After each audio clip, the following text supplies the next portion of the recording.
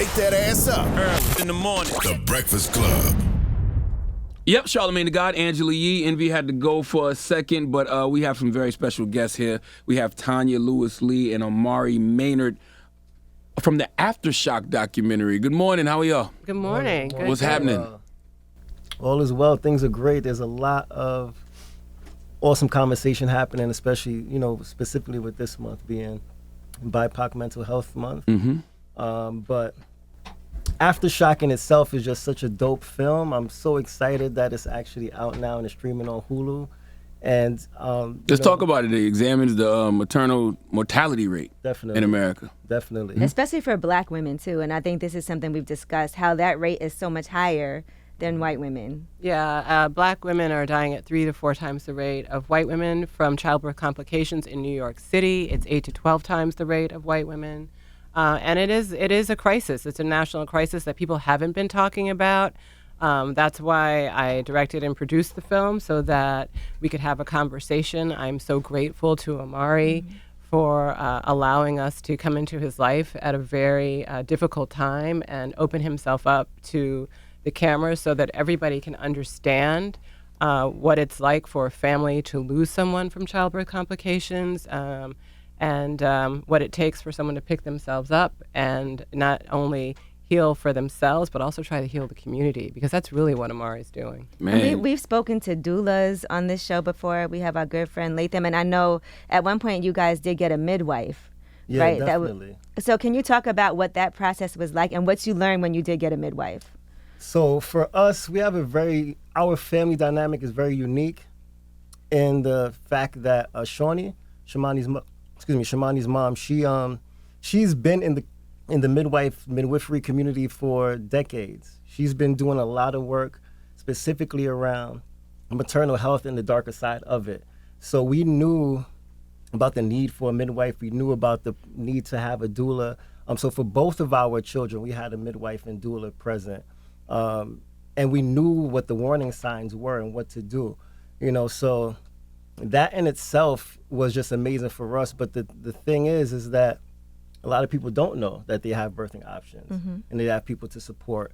The greatest thing about it, though, is that, once we're in the delivery room, once we're about to bring this new child into the world, we have people to advocate for you, and those experiences, they kind of get very nuanced in the fact that, doctors, nurses, they ask you a lot of questions and a lot of things that you're not really processing as a father and as a mother, specifically as a mother, So just having those advocates in the room it's a beautiful thing. No, I love the fact that y'all did Aftershock from the perspective of, two men, because that's one of the reasons I got a doula. We went and got Latham because I saw Charles Johnson. Are you familiar with Charles Johnson? I saw Charles Johnson on CNN back in the day, and I just could not imagine something like that happening. And my second daughter was born because of an emergency C-section. Like, she was born a month early, and got rushed to the hospital, did the C-section, and that could have went, either way. And it's from that point on, I just had like such an anxiety surrounding childbirth that I never wanted to be in there alone without having a doula.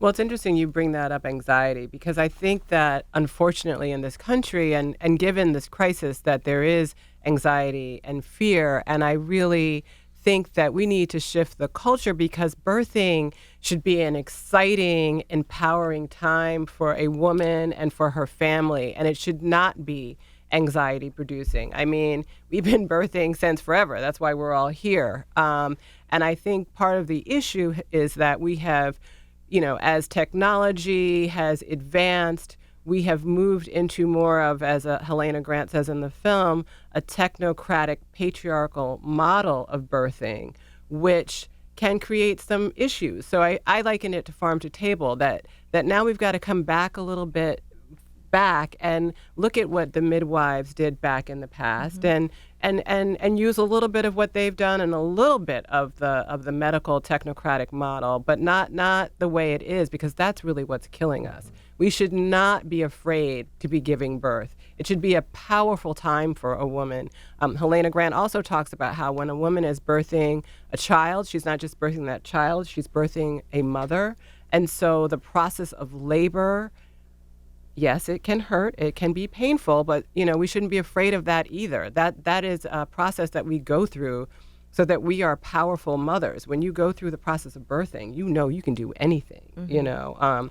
So I just hope that as we have conversations around the issues of birthing in America, especially with Black women, that we're looking for a space to eradicate the fear and find the empowerment part of birthing. I agree with you 100%. It's just so difficult when you go in these hospitals that are with majority white driven. It's a lot of white nurses, a lot of white doctors. They're not looking at, you know, I remember one time for our third child, like they didn't even have any epidurals, like literally in the hospital. And they were just like, well, baby's right there, you can just push it out. And I'm like, you know, like how are you supposed to react to something like that? Well, yeah, no, and I completely agree with you. And I think Omari raised the idea of choice in birthing, right? I think we can start thinking about the fact that we can be consumers here, you know, if we can, and find the right situation for you. If you want to birth in a hospital with a doctor, just with the doctor, you can do that. But if you want to bring a doula and into that, that's great too. You could birth in a birthing center with a midwife and a doula, maybe without an epidural, with that in mind, that you're going into that process. People can birth at home with a midwife and a doula and a doctor on call if that's what makes them feel comfortable. And I really think it's about finding the right environment and the right support around a woman. It should be woman-centered, and she needs to figure out what she needs around her, because I agree, like, you don't want to be in a hospital necessarily where there's a bunch of white people looking at you like you're crazy, don't really believe you when you say you're having pain, you're asking for things and they're, you know, discounting you. That is not the type of environment anyone wants to be giving birth in. And sometimes it feels like, and you point this out too, it's like the midwife or the doula against the doctor. And it's not like they're working together in tandem. Right. You know? And they should be. I mean, every other industrialized nation has midwives integrated into women's health care so that women interface with the midwife first if there is a problem, because midwives, separate from doulas, midwives are clinicians that can do just about anything a doctor can except for cut you. The OB-GYNs are surgeons. They are surgeons. We need them. They're important. But they're ready to do surgery.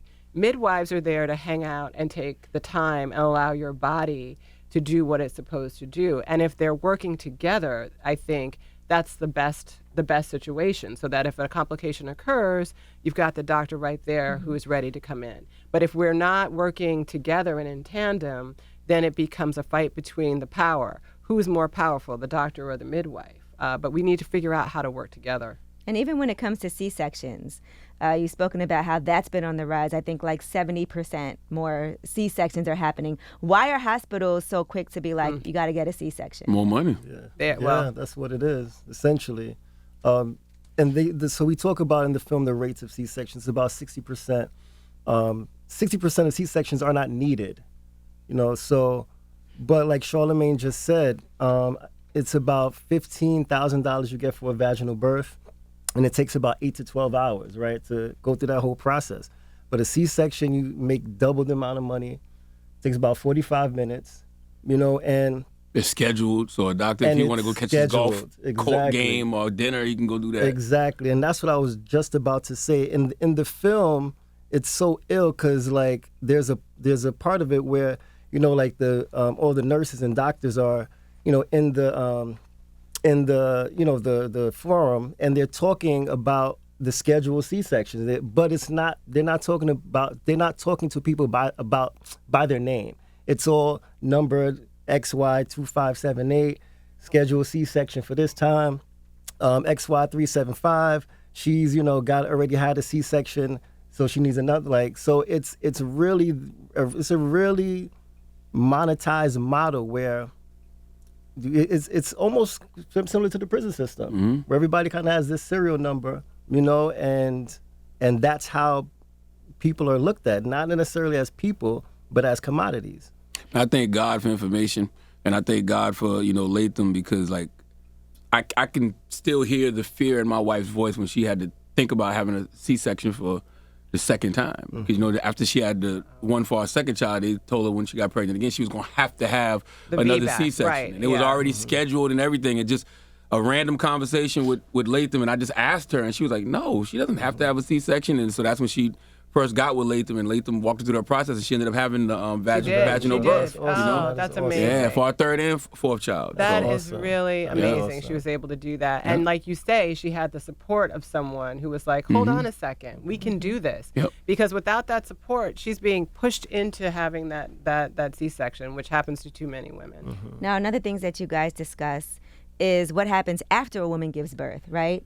What's going on with going back to the doctor, getting checked up on. And Omari, I know for you, you feel that death could have been prevented. Yeah, most definitely. Most definitely. Just throughout the entire process, Charlamagne was healthy, she was strong. We tried to have a VBAC as well, the vaginal birth after C-section. Unfortunately, it didn't happen, but when we left the hospital, I left with my my son and my partner. You know, so I thought everything was fine. And the subsequent days, you know, she was complaining about chest pain. She was complaining about having shortness of breath. She was complaining about not being able to walk, you know, and do these certain things. And like I said, you know, our family has been in this maternal space for a while. So her mom was like, this sounds like a pulmonary embolism. You know, we went to the doctor 3 times within that 2-week period to go, you know, let them know, like, this is the problem. These are the issues. This is how she's feeling. And every time we went, because of the fact that Charlamagne's scheduled visit for her checkup was 6 weeks out, they didn't look at her. Wow. They looked at the C-section that she had for the clips. They talked about, we went to have a visit for Kari and what his needs are. But every time we went out there, we were advocating, it was still this thing where it's because of the fact that it's not her scheduled time, she They can't acted be like it was seen. normal. Exactly. It's horrible because many of these deaths happen postpartum. Many of these deaths. And the fact that, you know, she had an appointment 6 weeks out and they're like, oh no, we gotta wait for that 6 weeks is insane. It's insane. You know, women should be checked on a few days after, a week after. They should be seen, especially after having major surgery like a C-section. And again, that's one of those things midwives do. You know, they will come and check you several, you know, right after having birth. 6 weeks out is way too long. And I think we need a cultural shift in that. Women should be seen much sooner before that. Now, Tonya, for you, this is, I know you've produced before, but this is a directorial debut for you. So what was your passion behind this? And how was it for you filming? Because I know emotionally you get attached, and I know there were difficult times, you know, because clearly this is not something that's easy. Yeah, you know, I had been working, raising awareness about the high rates of infant mortality in the United States. I started that back in 2007, traveled the country talking about infants. You know, we have the same disparity as in maternal health. Black babies die at 3 to 4 times the rate of white babies in this country before their first birthday. I found myself immersed in a world of women's health. Really, I'm just an advocate because I know how hard it is for us as women, as people in general, to access our best healthy lives here in this country. And I believe that health is everything. It's the foundation and basis of everything that we do.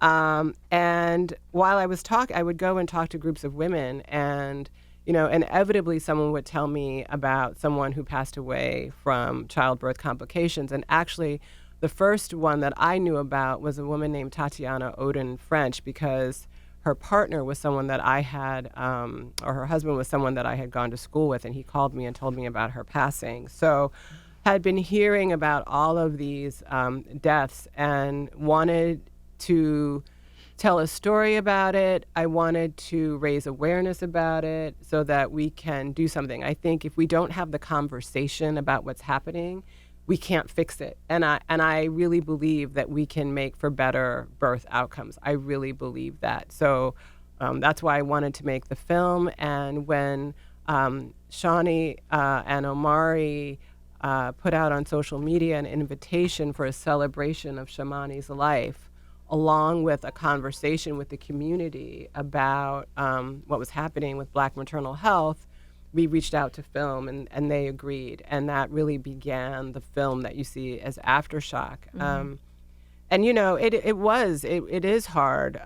It is hard subject matter. And, I didn't know Omari, Shawnee, and Bruce. And, you go in, obviously, with deep humility, deep empathy, and but they really wanted to have this conversation. Right. And so it became very collaborative. And it was really about where they led, we followed. If you're good with it, I'm good with it. If there's something you don't want to do, I'm not doing it. It's been a really wonderful process. It's been amazing getting to know Charlamagne and Amber through Omari, Shawnee, and Bruce. They were beautiful women. It's clear they were beautiful, loving, active women, and I just really wanted people to get to know them a little bit, and I want people to feel empowered. So, you do the best you can to try to make some change in this crazy world, because I really believe we can change these outcomes. How was the process for you, Omari? Making the film? It was enlightening. So we did our Aftershock event on December 19th for Charlamagne's birthday. So this is 2 months after she passed. So like during that 2-month time frame was the darkest time of my life, honestly. It was filled with my deepest grief, sadness, just insecurities, like all these things started coming up. And me being able to process it was difficult. But what I started to do was painting. I started to paint, and I spent 2 months in my basement painting by myself, trying to figure out this new life that I was gonna have to lead. So when Tonya and Paula came and introduced this film to us, I was like, nah, I'm not doing this. This is I'm not at my It's best. triggering again. Exactly. Yeah. I'm going through things, going through things I've never been through before. But after having a conversation with Shawnee and, her just kind of identifying what the opportunity was, what the possibilities could be, and just the fact that, regardless of where the film went, at least we would have something documented about our family so that our kids could watch. So at that point I was on board. I was ready, but it's a documentary, so you don't know, So it's like I don't know what I'm gonna do. I don't know how I'm gonna be. But it really, to Paula, and this is really the greatness of Paula and Tonya, and how they allowed us to be ourselves. They allowed us to process in whatever way that we wanted to process. And like Tonya said, they gave us space when we needed it. And at the same time, they knew that we were going to do the work because we are advocates and activists, at heart. So the work was going to come, but it was really just about how and when. Emotionally and mentally, how else did you process the trauma of this event other than the painting? Yeah, so thankfully I've got a dope community. So as soon as she passed, I had grief counselors.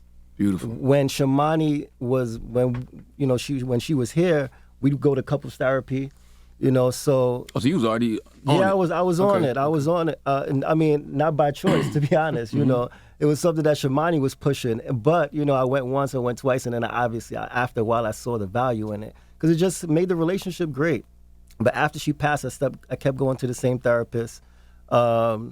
And then, like I said, I have family, friends coming in, to help out around the house and provide Pampers, diapers, all the things that you would need on a day-to-day basis. But in order for me to process my grief, painting was one, but it turned into being this kind of mind, body, spirit training where I was running every day, I was working out, I was painting, I was talking to my therapist, I was talking to family and friends. Just different ways to deal with the pain, deal with the grief, and process it in a way that was positive. And that's kind of what I really try to push now, especially to men going through anything, because we all go through our own pain. We all go through our own traumas, right?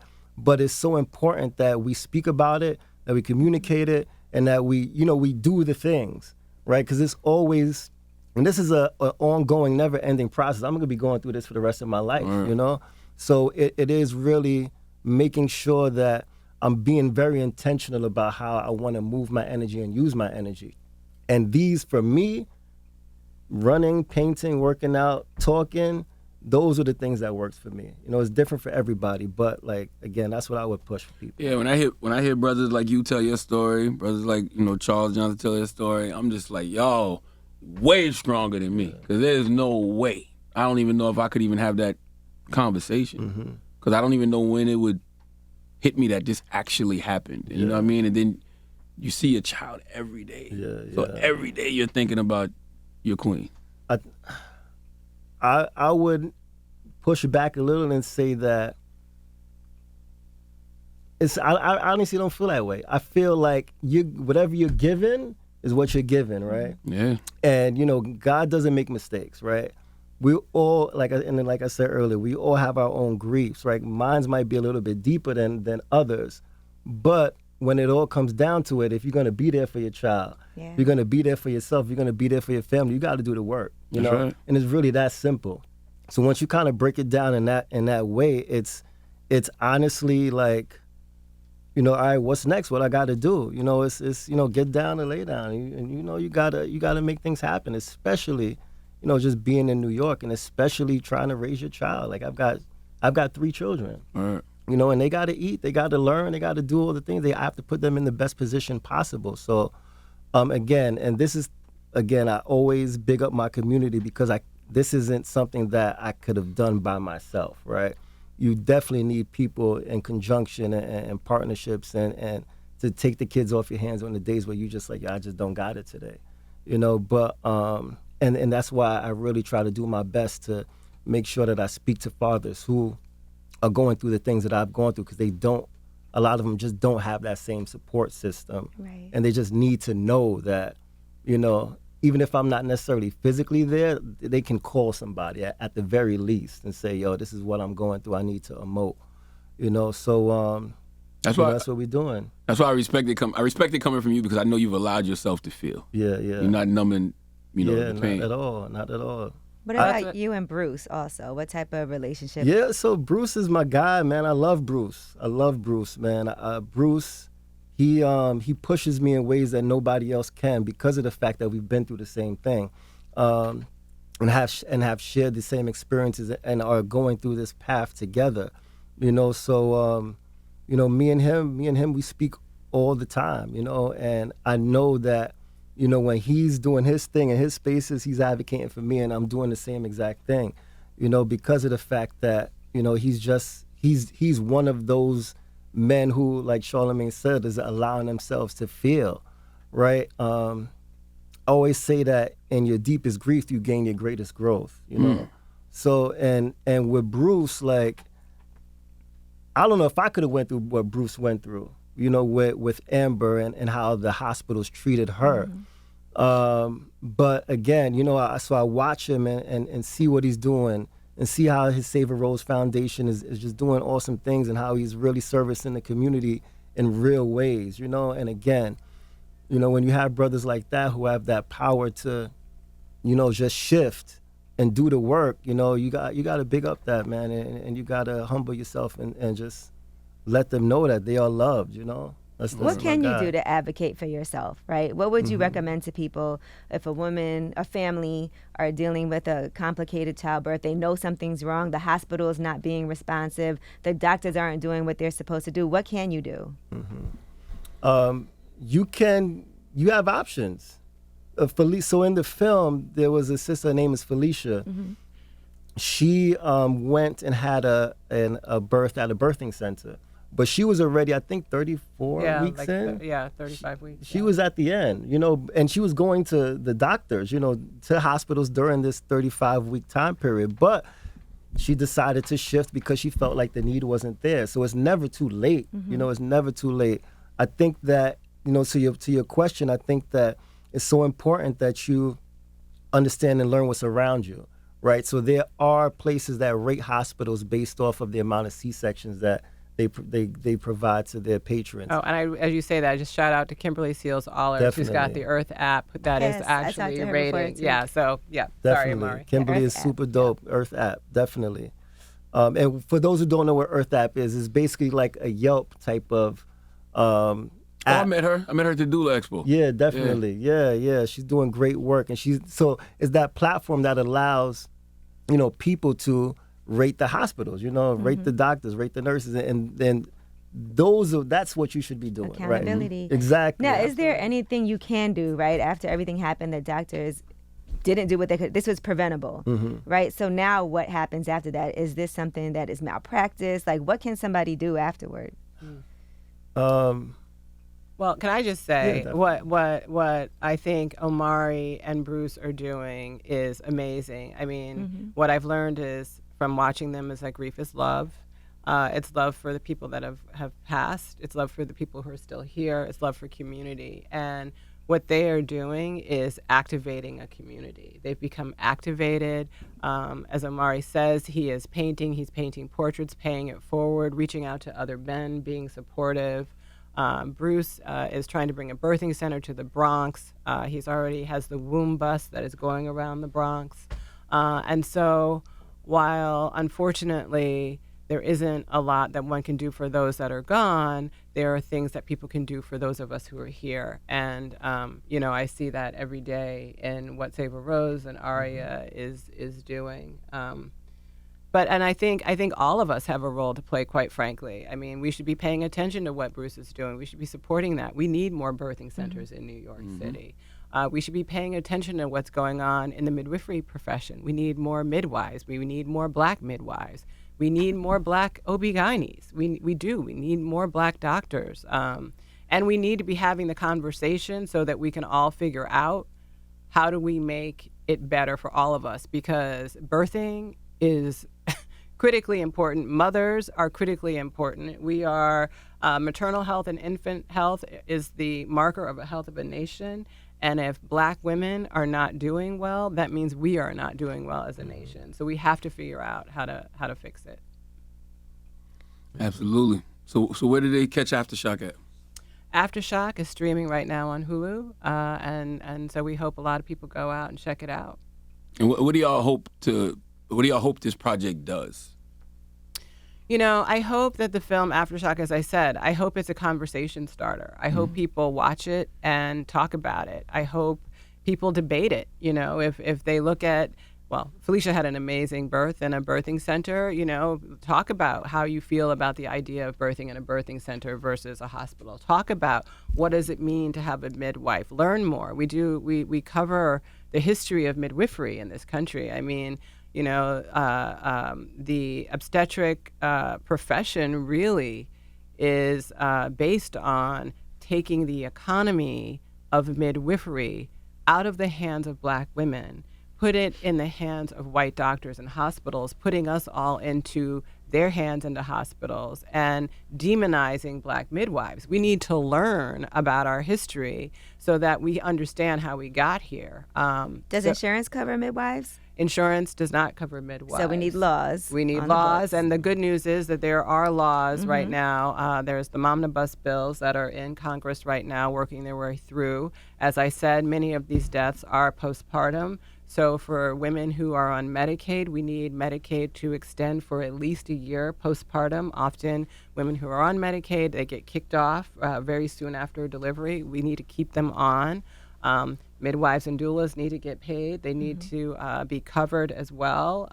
So all of that, we need to figure out what's going on and vote, because voting matters. Who's in office? We look at right now what's happening with the reversal of Roe v. Wade, which is going to impact Black women more than it does anybody else. Certainly when it comes to maternal deaths, there's a study that just said maternal death for Black women may go up 33% because of this Dobbs decision. And everybody who voted for Donald Trump twice, they're the ones that got us here. So we do have to vote, and we do have to be active in our political system, too. Speaking of that, could you touch on Leon's law a little bit? Because didn't the Senate pass legislation to improve maternal and reproductive health in New York State last year?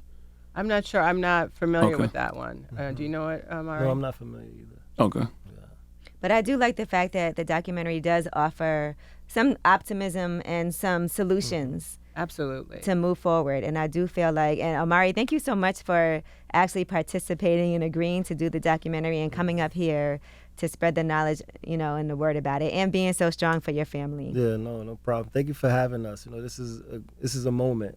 It's definitely a moment, and I really honestly feel like the film came out at a perfect time where people are listening, where people are trying to improve, where people do understand that we need to have, not just a physical connection with people, but also create spiritual connections with them as well. Right. And when I say people, I'm talking about, here on our earth plane, but also our ancestors, and so that's what we're here for, and that's what we're doing. And it's just, again, thank you.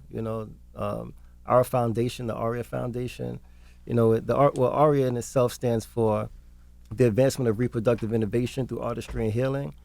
So what we're doing is we're really trying to intentionally create spaces and places and talk about and have these conversations where they weren't being had before, right? When I go to rallies and do events, there are a lot of doulas, there are a lot of midwives, there are a lot of nurses, and that's awesome, right? But it's so important that we really intentionally try to connect with people who don't know, who don't have the information, who are oblivious, or who may not even really want to birth. But it's just so important that they know, because there are other ways that you can advocate. There's other ways that you can help and be a part of this. That's right. Make sure y'all go watch the Aftershock documentary on Hulu.